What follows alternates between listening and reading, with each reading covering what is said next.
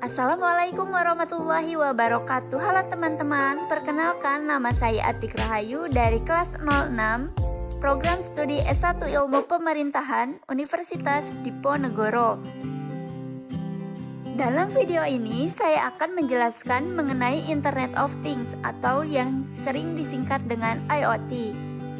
Saya akan membahas dua submateri. Yang pertama, pengertian atau definisi dari Internet of Things. Dan yang kedua, manfaat IoT dalam kehidupan sehari-hari. Langsung saja pada sub pembahasan yang pertama, yaitu pengertian dari IoT. IoT atau Internet of Things adalah suatu konsep atau program di mana sebuah objek memiliki kemampuan untuk mengirimkan data melalui jaringan internet tanpa menggunakan bantuan perangkat komputer dan manusia. Submateri yang kedua yaitu manfaat Internet of Things dalam kehidupan sehari-hari. Yang pertama ada di bidang kesehatan. Penerapan IoT dalam dunia kesehatan bukanlah suatu hal yang baru.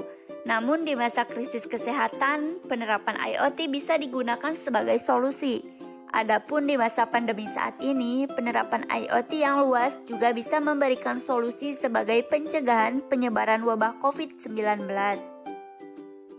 Salah satunya dengan adanya aplikasi Halodoc. Aplikasi Halodoc merupakan suatu aplikasi yang memberikan solusi tentang kesehatan.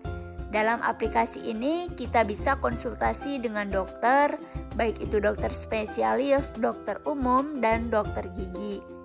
Kita juga dapat melakukan pembelian obat melalui aplikasi Halodoc dan obatnya akan dikirim oleh seorang kurir ke tempat yang dituju. Selain itu, kita dapat membuat janji terlebih dahulu melalui aplikasi Halodoc apabila kita ingin melakukan konsultasi langsung ke rumah sakit. Aplikasi yang kedua adalah aplikasi Strava. Aplikasi Strava adalah aplikasi kebugaran.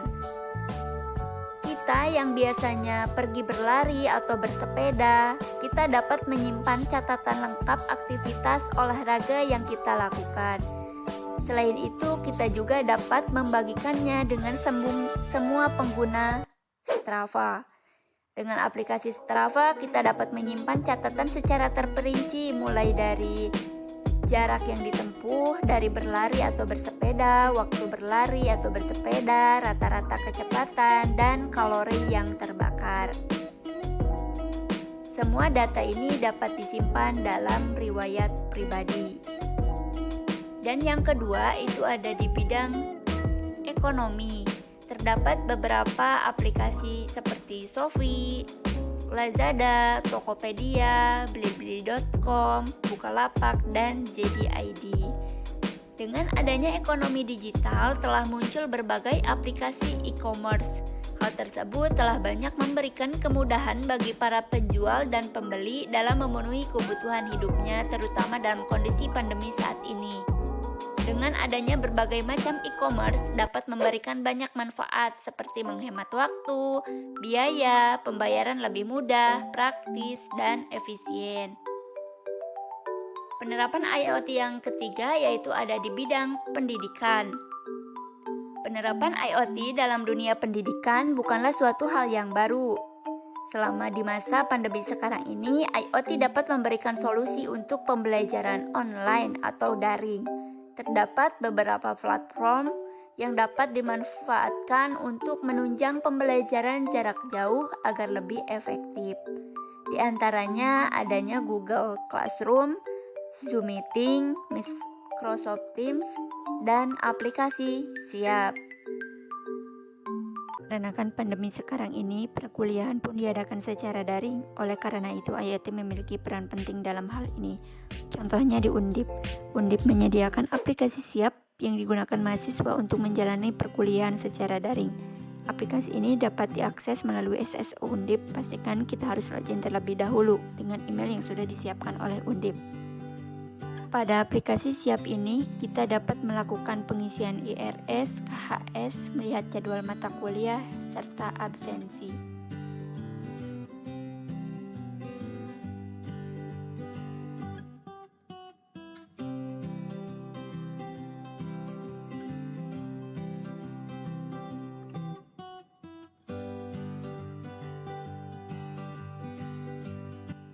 Meskipun perkuliahan diadakan secara daring, jangan jadikan hal tersebut sebagai permasalahan untuk tidak saling mengenal karena tidak bertatap muka secara langsung ya teman-teman.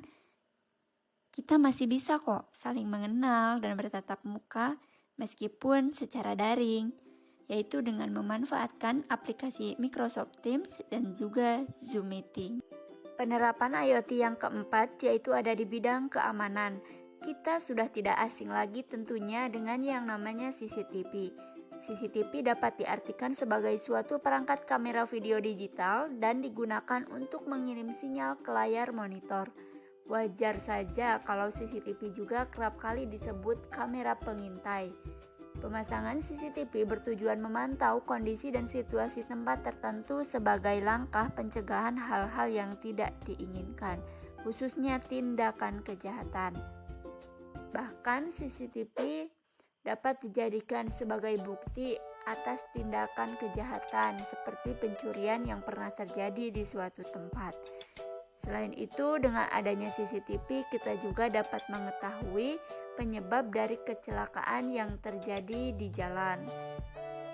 Riset juga membuktikan bahwa memasang kamera CCTV dapat meningkatkan sistem keamanan dan mencegah tindak kejahatan. Penerapan Internet of Things yang kelima yaitu ada di bidang transportasi. Jasa layanan seperti Gojek dan Grab digolongkan sebagai organisasi jasa transportasi. Dengan adanya aplikasi Grab dan Gojek membuat kita menjadi lebih mudah dalam bepergian. Hanya dengan mengordernya melalui aplikasi pada smartphone. Selain itu, kita juga dapat mengorder makanan melalui toko atau warung atau juga kafe yang sudah tersedia atau terdaftar dalam aplikasi tersebut. Sangat mudah bukan? Wah, ternyata banyak sekali ya teman-teman pemanfaatan Internet of Things dalam kehidupan sehari-hari yang terkadang tidak kita sadari bahwa apa yang kita gunakan selama ini adalah suatu perkembangan dari Internet of Things.